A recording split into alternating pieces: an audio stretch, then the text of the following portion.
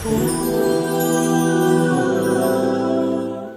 حانیت بندگانی که از اولاد و اجداد برادر ما حاجی علاءالدین گذشتند، خدا همه رحمت و مغفرت بگردانه و الله مهربان در این خاندان فیض و برکات نازل کنه، آفت و بلاها را دور بگردانه، مرادها و مطلبها و مقصودهای نیکی که دارند خدای مهربان با فضل و کرمت حاصل بگردانه.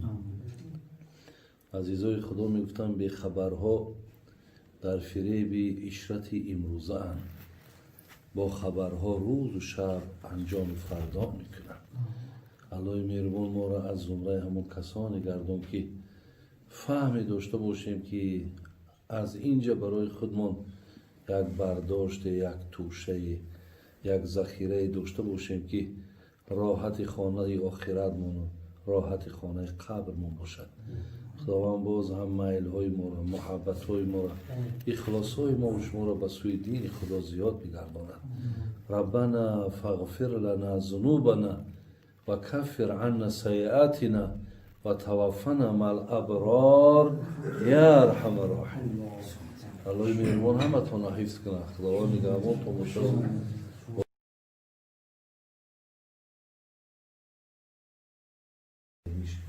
در زیرانی آیتی لکل امرئ منهم یومئذ شأن یغنیه، نه سوره عبسه همودا کشتی آمد در دریا شکست، تخته ایزان کشتی بر بالا نشست. مثال میزنه که همین روز قیامت چه روزه. مثال میزنه که کشتی آمد در دریا شکست، تخته ایزان کشتی بر بالا نشست. گربه و موش بر آن تخته بماند، کارشان با یکدیگر پخته بماند. نیزی گربه موش را راهی گریز، نیزی گربه موش را چنگالی تیز. هر دوشان از حول دریای عجب، در تحیر خشک مانده باز لب. حضرت یک مثال زد، میگه رنگ مثال چیه می؟ یک کشتی آمد در دریا شکست، یک تختهکش بر بالا نشست، یک طرفکش گربه و موش برای تخته بماند، ای طرفه که تختهکش گربه، ای طرفکش موش. اینا اگه هر دو آدمایی بودن یا بگیم مخلوقایی بودن که در دنیا یا ساز نمیگیرن کاری. بعد میگه بین نیزی گربه موش را راهی گریز، نیزی موش اون گربه رو چنگالی تیز. نه موش ای گربه میگریزه، نه گربه هجوم میکنه در موش. هر دوشون از حول دریای عجب، در تحیر باز مونده خوشکلب. میگه هر دوش میگه دایه اندیشن، ای همی دریا صحت و سلامت به ساحل میبرویم یا نمیبرویم؟ در فکری هم میگه در فکری با یک دیگر تهاجم و یک دیگر قطعی مقصد همون کاری در حال دنیا و تینجی داشتن، اینا ای ذهنشون میگه دور ای. فقط مقصد هر شخص ای همی دریا میابیم یا نمیابیم. علمین معنای میگه همین قیامت میگه علمی است، میگه که هر کس در اندیشه خود چه، هر کس که آیا من مقصد صحت و سلامت میبرم یا نمیبرم. برای همینه برادرای عزیز که این قدر همون پیامبر نازنین برای چی گفت که شیبت نگفت هود و اخواتها. بین میگه موی سری مرا، میگه موی سری مرا همون اولی اصحابش حضرت انس میاره میگه که جمع میگه در ریش و در سری پیامبر تا 20 دانه میگه سفید بود. بعضیش 17 میگن، بعضی 18 میگن. اگه حضرت تو حساب میکردن میگه همین آخرش میگه تا 20 دانه بود. میگه همین پیامبر میگه پرسیدن حضرت ریشاکت قطعی سر سفید چید است؟ گفت سفیدی اینا از حساب سوره هود های. و اخواتها و برادرای سوره هود.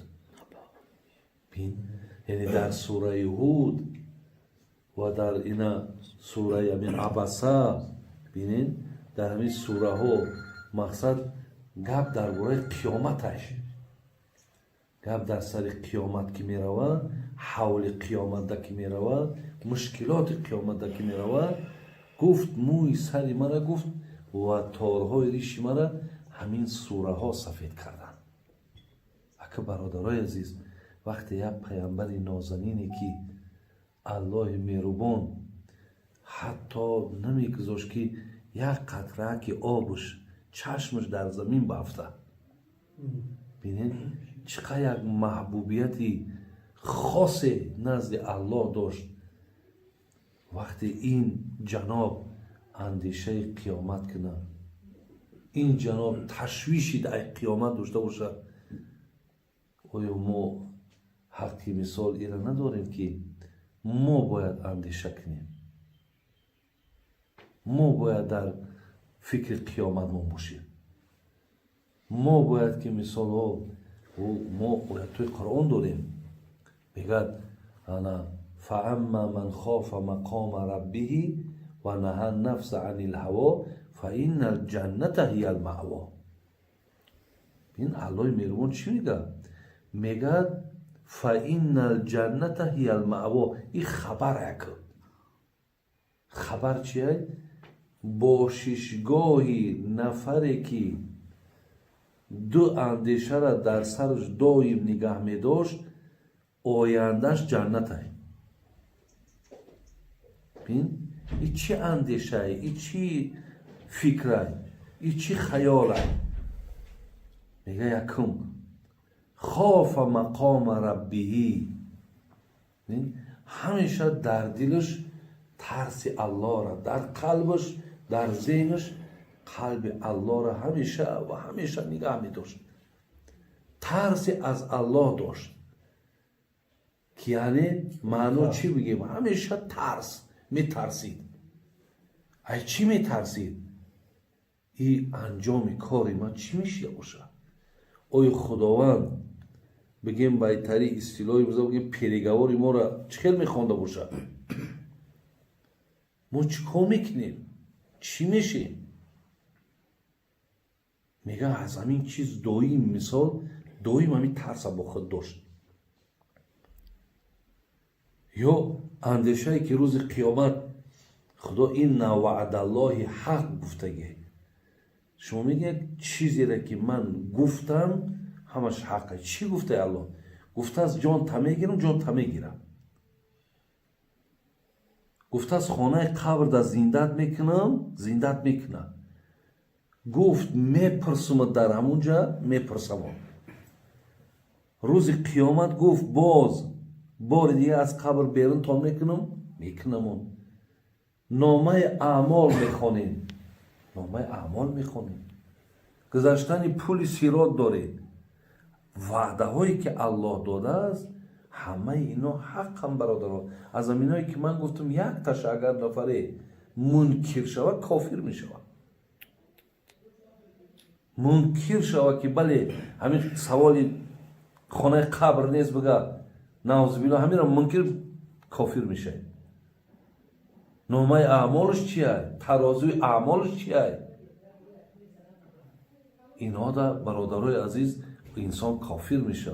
یا وعده های الله در قرآن هم که با اینها شما روبرو میشید.